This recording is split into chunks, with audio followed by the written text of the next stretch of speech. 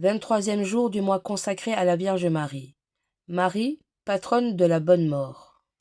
Pour les justes. Quel terrible moment que celui de la mort, moment d'où dépend le sort de notre éternité. Mais rassurez-vous, serviteurs de Marie, qui vous faites un devoir et un bonheur de conquérir sa protection pour un culte filial et constant. Alors, la Reine du ciel volera à votre secours et vous rendra ce terrible passage moins difficile. Le jour, dit saint Ligorie, où elle eut la consolation et la douleur d'assister à la dernière heure de son fils, elle reçut la mission d'assister, dans ce redoutable passage, tout le peuple des prédestinés. Si souvent vous l'avez prié de vous secourir à votre heure dernière, devez-vous craindre qu'elle vous oublie? Croyez, au contraire, qu'elle se trouvera debout au pied de votre lit de mort, comme au pied de la croix, pour adoucir votre agonie et recueillir votre dernier souffle. Pendant la vie, disait-elle à sainte Gertrude, je m'engage à donner à mes serviteurs les grâces nécessaires, mais à la mort, je viens près d'eux en personne, et mon regard fait fuir les puissances infernales.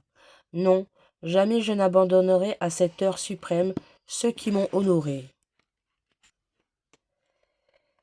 Effectivement, c'est un fait bien certain que tous ceux qui ont été animés d'une confiance filiale en Marie, pendant leur vie, quittent cette terre sans regret et donnent, au moment de la mort, les signes les plus consolants de salut.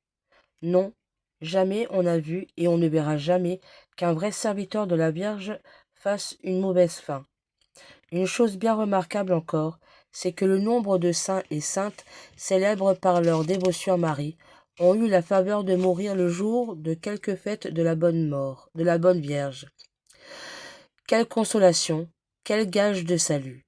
N'oubliez pas que, pour mourir comme les vrais enfants de Marie, il faut vivre saintement comme eux, car la mort n'est ordinairement que l'écho de la vie. L'arbre demeure du côté où il tombe, mais il tombe du côté où il penche. Donc, détachement du monde, innocence du cœur, pratique des bonnes œuvres, imitation des vertus de notre Mère du ciel. Oui, méritons par une vie vraiment chrétienne, une mort précieuse devant Dieu.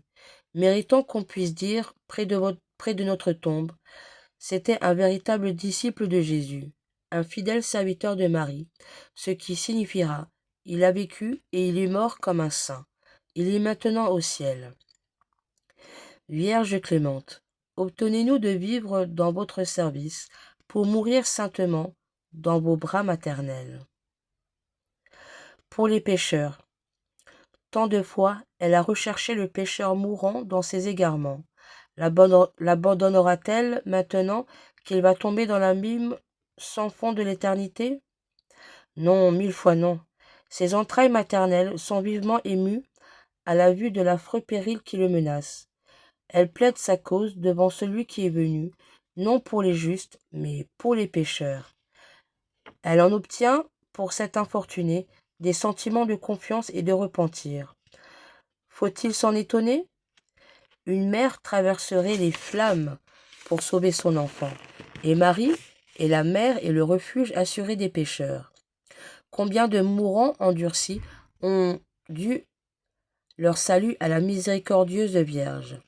Le prêtre avait été repoussé, le crucifix méprisé. Épouse, enfant, n'avait rien pu obtenir de ce cœur de bronze. Un cri satanique était sorti de la poitrine haletante. Il voulait mourir comme il avait vécu. Alors, on se hâte de recourir à Marie, la mère de miséricorde, la ravisseuse des cœurs, l'espérance de ceux qui n'en ont plus, l'aide des délaissés. Et voilà que le malade, ému, ébranlé, pousse un soupir. Il demande un prêtre, se recommande aux prières des assistants, fait l'aveu de ses fautes et meurt avec le calme du juste, en murmurant le doux nom de Notre-Dame de la Bonne Mort. Prions souvent pour les agonisants. Des milliers expirent chaque jour et se retrouvent face à Dieu, commençant une éternité heureuse ou malheureuse. Sur ce nombre, combien de milliers peut-être sont en état de péché mortel? Prions. Ils sont nos frères en Jésus-Christ. nos parents peut-être, nos amis, nos bienfaiteurs. Prions surtout pour les pécheurs qui sont sur le point de mourir. L'heure presse. Demain, il ne sera plus temps. Un jour, on priera pour nous, quand nous serons à l'agonie. Quelle consolation dans ces derniers et terribles combats. Prière. Marie, puissante protectrice des mourants, ne nous abandonnez pas à cette heure suprême qui décidera de notre sort éternel. Soyez là près de nous, pour nous bénir, nous consoler et nous défendre. Préservez-nous d'une mort subite et non prévue. Obtenez-nous la grâce, un signe de ne sortir de ce monde que munis des derniers sacrements et en prononçant votre doux nom. Amen. Prière de Saint Bernard. Souvenez-vous. Souvenez-vous, ô très miséricordieuse Vierge Marie, qu'on n'a jamais entendu dire qu'aucun de ceux qui ont eu recours à votre protection, imploré votre assistance ou réclamé vos suffrages ait été abandonné. Animée d'une pareille confiance, ô Vierge des Vierges, ô ma mère, je viens à vous et, gémissant sous le poids de mes péchés, je me prosterne à vos pieds. Ô Mère du Verbe incarné, ne rejetez pas mes prières, mais écoutez-les favorablement et daignez les exaucer. Amen. Invocation à Jésus, Marie, Joseph. Jésus, Marie, Joseph, je vous donne mon cœur, mon esprit et ma vie. Jésus, Marie, Joseph, soyez mes défenseurs pendant mon agonie. Jésus, Marie, Joseph, que doucement j'expire en votre compagnie. Amen. Magnificat. Le Seigneur fit pour moi des merveilles, saint est son nom. Mon âme exalte le Seigneur, exulte mon esprit en Dieu mon Sauveur.